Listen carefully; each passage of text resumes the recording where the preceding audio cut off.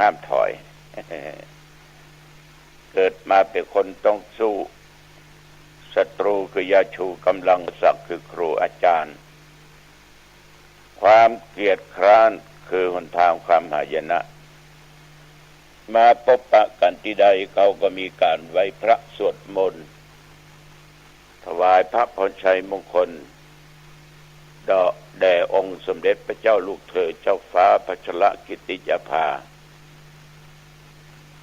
ที่พระองค์ท่านนั้นทรงอาการพระประชวรอยู่เพื่อต้านได้หายจากการพระประชวรด้วยความตั้งจิตตั้งใจของบุเฮาทุกคนรวมเป็นพลังอันแรงกล้าก็ขอให้ญาติโยมทุกคนมีความสุขใจในสิ่งที่เราทำอันเป็นสิ่งถูกต้องตามทำนองครองธรรมเอาละต่อไปไหว้พระสวดมนต์พร้อมๆกันไปนื่นอะระหังสัมมาสัมพุทโธภควาพุทธังภวันตังอภิวาเทมิกราบพระพุทธสวากขาโตภควตาธัมโมธัมมังนัมมัสสามิกราบพระธรรมสุปฏิปันโนภควโตสาวกสังโฆสังฆังนะมามิกราบพระสงฆ์ต่อไปก็กล่าวคำนมัสการนะนะโมตัสสะภะคะวะโตอะระหะโตสัมมาสัมพุทธัสสะนะโมตัสสะภะคะวะโตอะระหะโตสัมมาสัมพุทธัสสะนะโมตัสสะภะคะวะโตอะระหะโตสัมมาสัมพุทธัสสะพุทธังสรณังคัจฉามิธัมมังสรณังคัจฉามิสังฆังสรณังคัจฉามิตุติยัมปิพุทธังสรณังคัจฉามิตุติยัมปิธัมมังสรณังคัจฉามิตุติยัมปิสังฆังสรณังคัจฉามิตติยัมปิพุทธังสรณังคัจฉามิตติยัมปิธัมมังสรณังคัจฉามิตติยัมปิสังฆังสรณังคัจฉามิยะโตหังภะเขเนอริยายะชาติยาชาโตนาภิชานามิสัญจิจะปานังชีวิตาวโรเปตาเตนะสัจเจนะโสทิเตโหตุโสทิคัพพัสสะโพชังโคสติสังฆาโตธัมมานังวิจโยตถาวิริยัมปิติปัสสัทธิโพชังคาจะตถาปะเรสมาธุเปกาโพชังคาสัตเตเตสัพพทัสสินามุนินาสัมมาทัคขาตา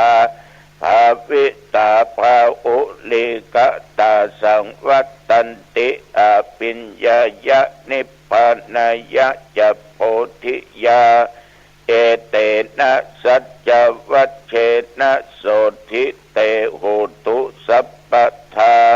เอกัสสมิงสัพมะเยนะโทโมคันลานันจักกัสสปังคิลาเนตุคิเตติสวาโพชังเคสัตตะเทสะญิเตจะตังอวินันติตวโลกามุต จิงสุตังคะเนเอเตนะสัจจวัชเชนะโสทิเตโหตุสัพพัทธาเอกทาธรรมราชาปิเขลันเยนาปิปิริโตจุนทัตเถเลนะตัญเยวะภะนาเปตัวนะสาทะรังสัมโมทิตัวจะอาภาธาตัมหาวุธาสิธานะโสเอเตนะสัจจวัชเชนะโสทิเตโอตุสัพพัทธาปะอินาเตจะอาภาธาตินันตัมปิมะเยสินังมัคคาอัตตะกิเลสาวะปัตตานุปติธรรมตังเอเตนะสัจจวัชเชนะโสทิเตโอตุสัพพัทธาภวตุสัพพมังคะลังรักขันตุสัพพเทวตาสัพพพุทธานุภาเวนะสัทธาโสทิภวันตุเตภวตุสัพพมังคะลังรักขันตุสัพพเทวตาสัพพธรรมานุภาเวนะสัทธาโสทิภวันตุเตภวตุสัพพมังคะลังรักขันตุสัพพเทวตาสัพพสังฆานุภาเวนะสัทธาโสทิภวันตุเตขอถวายพระพรเวลานี้กรมอุตุได้ประกาศว่านับตั้งแต่เมื่อตะวันวามาจนถึงปัจจุบันแถวบริเวณวัดหนองตองและใกล้เคียงท้องฟ้ามีเมฆลอยไปลอยมาอยู่เป็นจำนวนมากแต่ว่าบ่มีรายงานว่ามีฝนตกบ่ว่าจะตกที่วัดตกที่หมู่ใกล้วัดใกล้เคียงบ่มีมีรายงานฝนตกสำหรับอุณหภูมินั้นขณะนี้22 องศาตุเจ้านั่งบรรยายธรรมะปกิณกะนี้ก็เรียกว่าเหงื่อซึมนะวันนี้ร้อนอากาศร้อนกลางวันก็ร้อนกลางคืนก็ร้อนขณะเวลานี้อากาศก็ยังร้อนอยู่อบอ้าวอยู่ก็ระยะนี้ทำให้คนได้สบายกันนักขนาดตัวเจ้าตะกี้ไหวพระแต่ยังหลั่นไอออกมาเนาะต้องขออภัยตัวจิมเน้อพอออกไม่ออกแต่ว่าบ่ได้เมื่อยบ่ได้ไข้อย่างสักอย่างบ่ได้เมื่อยบ่ได้ไข้แต่ว่าก็มีญาติมีโยมมีตุเจ้าเขาเป็นวัดเป็นไอกันสำหรับตัวเจ้าตัวนี้ก็มอกสาบเนี่ยแต่บ่ยอมการก็ดื่มน้ำร้อนแหละดื่มน้ำร้อนถ้ามันประยุทธ์เลยแห้งก็ใส่ฟ้าทลายโจรไปละ7 ใบพ่อออกไม่ออกแต่ว่าก็ได้อู้ได้จ่าไปว่าบดีตั้งตัวตั้งตนอยู่ในความประมาทเนอะกาดจะไปตกเนอะโอ้เฮาพอไปทางซ้ายทางขวาเหนือใต้ตกออกพอไปทางบนมันครึ้มไปนะด้วยหมอกด้วยควันด้วยอย่างสปะสเปดก็ทำให้คนเฮาหายใจลำบากหายใจฝืดญาติโยมบางคนก็เลยเป็นอิฐเป็นอ่อนในเมืองเชียงใหม่ซ้ำเยอะแต่ว่าแถวบริเวณวัดแล้วก็ใกล้เคียงนั้นเขาพอทั้งเหนือใต้ตกออกซ้ายขวาหน้าหลังเดี๋ยวไปเรื่อยมาก็ยังหันต้นไม้เขียวอยู่ก็ยังดีอกดีใจได้นั่งรถมองขึ้นไปหาวัดพระธาตุเจ้าดอยสุเทพ บางอันเลยนะบางครั้งก็หมอกลางๆก็แสดงว่าหมอกควันนี่มันนักมันก็ทำให้เกิดอันตรายเกี่ยวกับระบบการหายใจ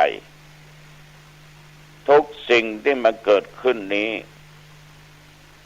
มันจะเป็นตามธรรมชาติมีน้อยที่สุดแต่ก็เกิดจากน้ำมือของคนของมนุษย์ที่ได้สร้างสิ่งเหล่านี้ขึ้นมาเผาป่าพ่องยังพ่องเนาะทั้งบ้านทั้งเมืองผู้หลักผู้ใหญ่ผู้นำก็ประกาศขอความร่วมมือใครจะไปเผาขยะเน้อกูจะเผาเหยยังใครจะทำไมมันก็เลยอย่างคนนั้นก็บ่ทำไมคนนี้ก็บ่ทำไมป่าต้นไม้ต้นต่ออยากเยื่อมีตามภูเขาเหล่ากาก็ถูกไฟไหม้พี่น้องบ้านใกล้เรือนเคียงเฮาที่อยู่ตามชายแดนก็ไฟไหม้บางทีก็เป็นเรื่องใหญ่ลุกลามเพียบ้านเพียจองปุ่นฉะนั้นญาติโยมท่านทั้งหลายผมต้องไปจมไปเดือดไปด่าอย่างมันนั่นเนอะเพราะว่าธรรมชาติของมนุษย์เป็นไปอย่างนั้นมันก็ทำให้อากาศก็เป็นไปดังที่กล่าวไว้อย่างใดก็ตามตุลุงก็ต้องขอขอบใจต่ออุ้ยนวลบัวเรียวเนอะแม่อุ้ยวันนั้นปะทุเจ้าหรอกอายุก็91นะแข็งแรงเฮ้ยคนเท่านี้หูตาดีไว้สาต้านบะกูมีแม่ในฟังด้านบะกูกูเจ้าเด้อกูเย็นด้วยเด้อถึงหวันไอ้เตอะเป็นแฟนรายการน้ำมะแม่อายุได้91 ปีแล้วขอปูจาพระธรรมต้านบะกูเนอะหรอกยืนซองมาหรอกเอาปทเตวหรอกแล้วก็เตวเข้ามาหาก็เลยเอาผ้าแจงจีวรให้รับไว้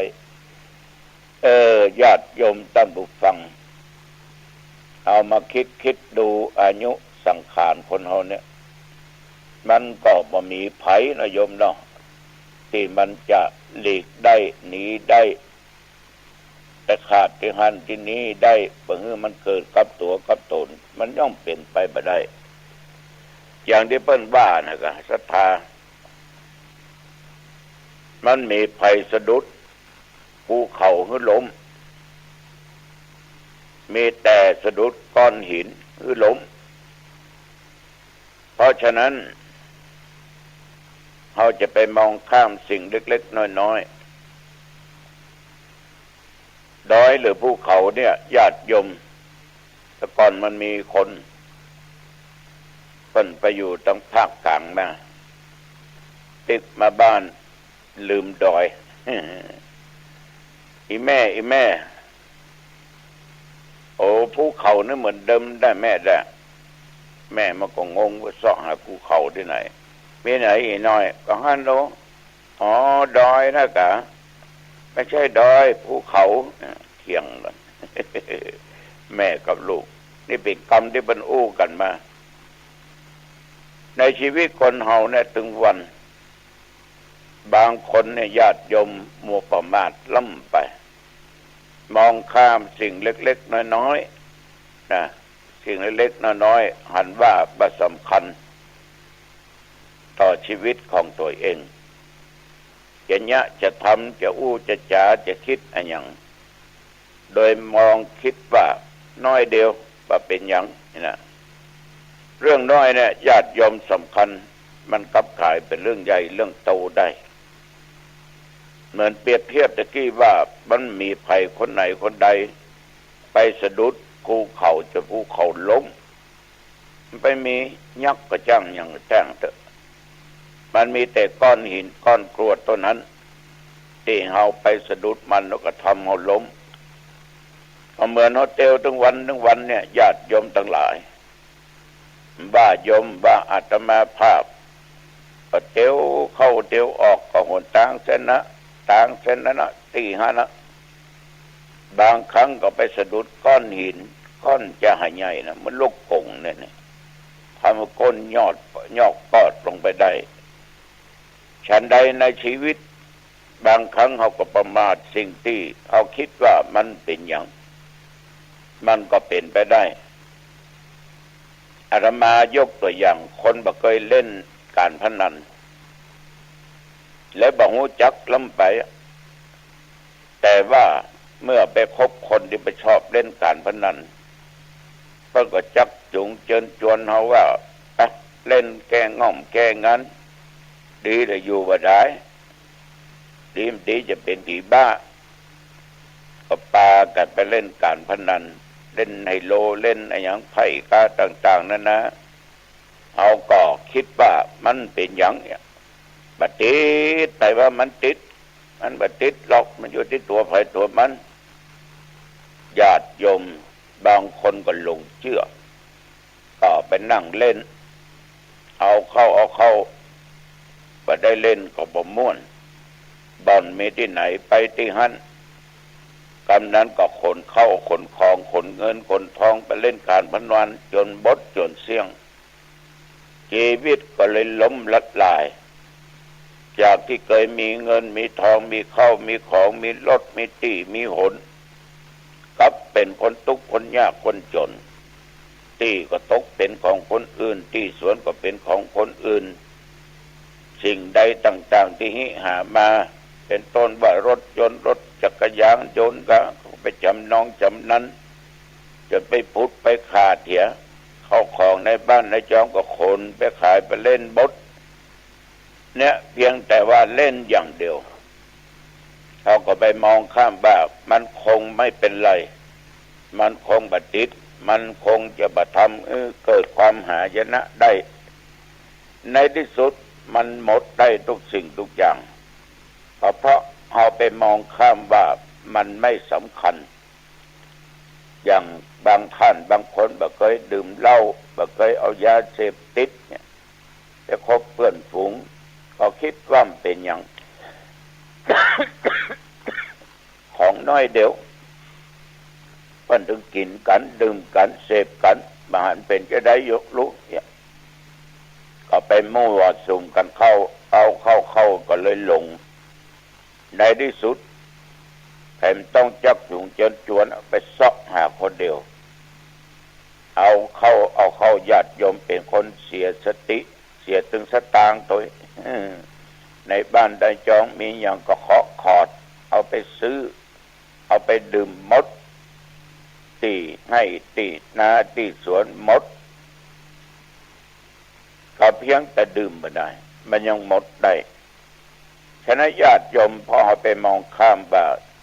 สิ่งเหล่านี้มันเล็กน้อยมันคงบ่สำคัญอย่างแม้แต่การดำรงชีวิตอยู่ก็เช่นเดียวกันบางท่านบางคนก็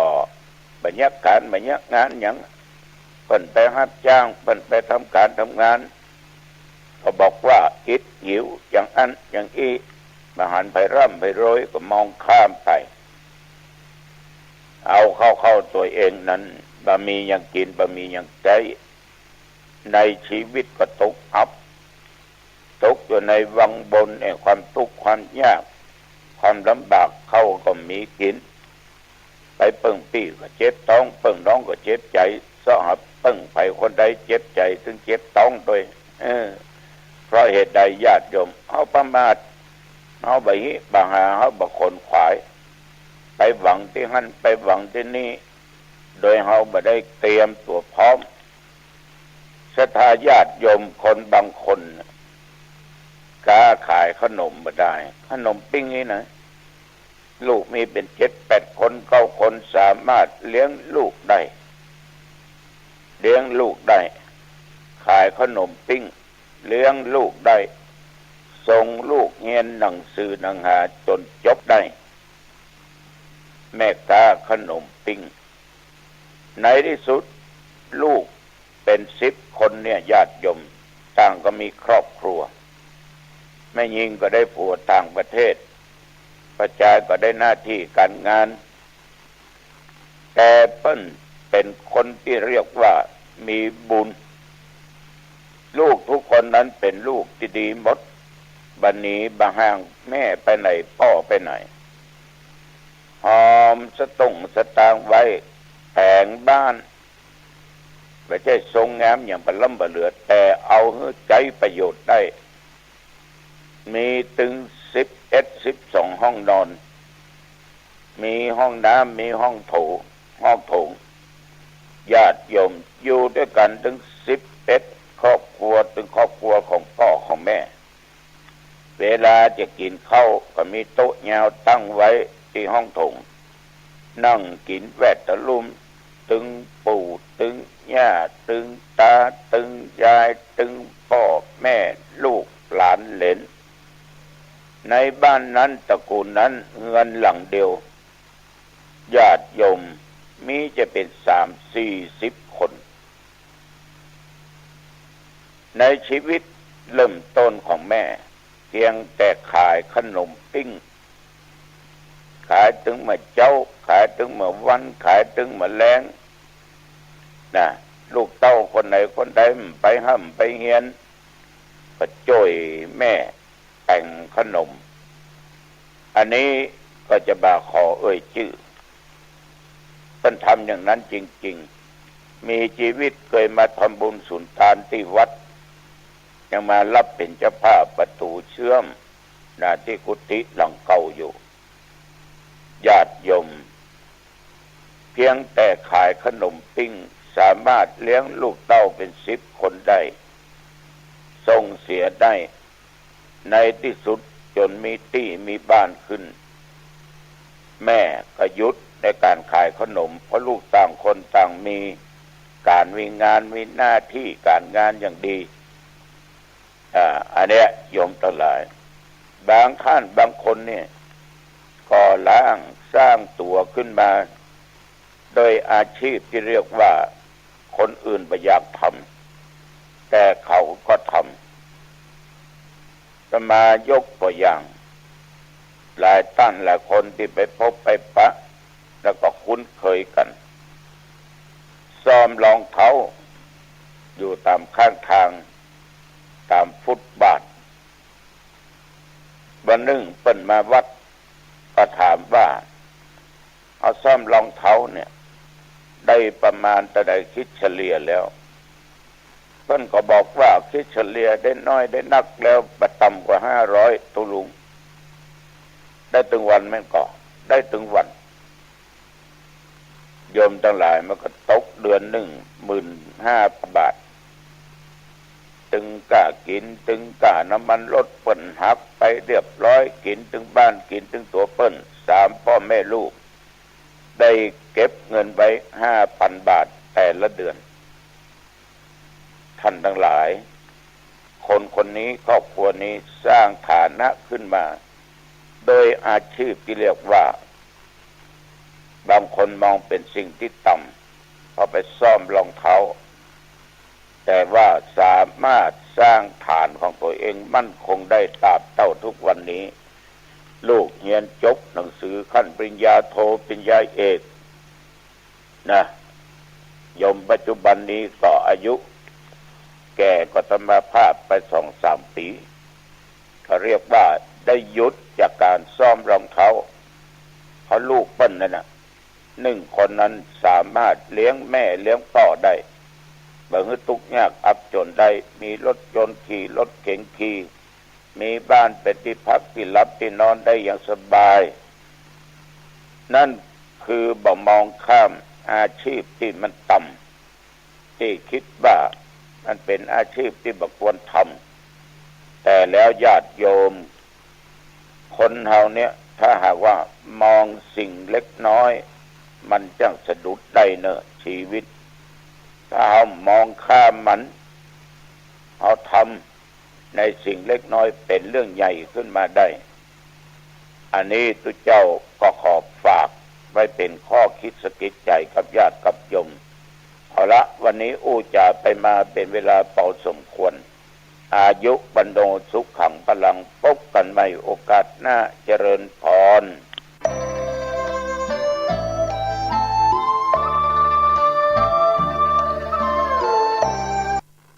ประกาศข่าว จากบัณฑิตศึกษามหาวิทยาลัยมหาจุฬาลงกรณราชวิทยาลัยวิทยาเขตเชียงใหม่รับสมัครนิสิตใหม่ประจำปี 2566 ผู้ที่สนใจศึกษาต่อในระดับปริญญาโทและระดับปริญญาเอกหลักสูตรระดับปริญญาโทหลักสูตรพุทธศาสตร์มหาบัณฑิตพทม.สาขาวิชาพระพุทธศาสนาสาขาวิชาปรัชญาสาขาวิชาพุทธศิลปกรรมหลักสูตรศิลปศาสตร์มหาบัณฑิตสสม.สาขาวิชาการพัฒนาสังคมหลักสูตรรัฐประศาสนศาสตร์มหาบัณฑิตรปม.สาขาวิชารัฐประศาสนศาสตร์หลักสูตรระดับปริญญาเอกหลักสูตรพุทธศาสตร์ดุษฎีบัณฑิตพทด.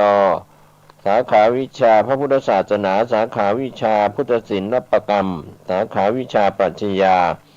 ติดต่อสอบถามได้ที่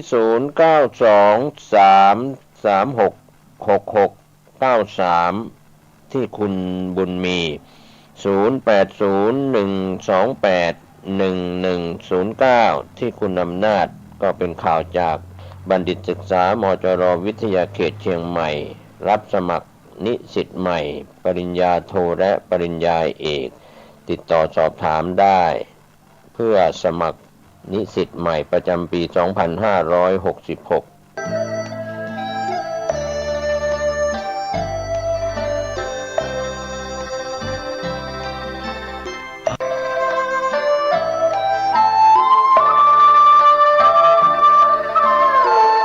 ข่าวสารประการประชาสัมพันธ์ขอเชิญร่วมทำบุญงานประเพณีสงน้ำพระพุทธรูปพระเจ้าตาเขียว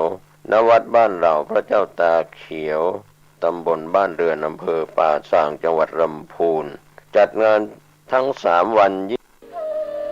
อารามภิกษุณีนิโรธารามขอเชิญพุทธศาสนิกชนร่วมเจริญกุศลในงานสาธยายพระไตรปิฎกและถวายพระพุทธรูปพระพุทธคันธาระสิริมหามุนีขนาดหน้าตัก9 เมตรระหว่างวันที่6ถึง14 มีนาคม 2566 ณ อารามภิกษุณีนิโรธารามอำเภอจอมทองจังหวัดเชียงใหม่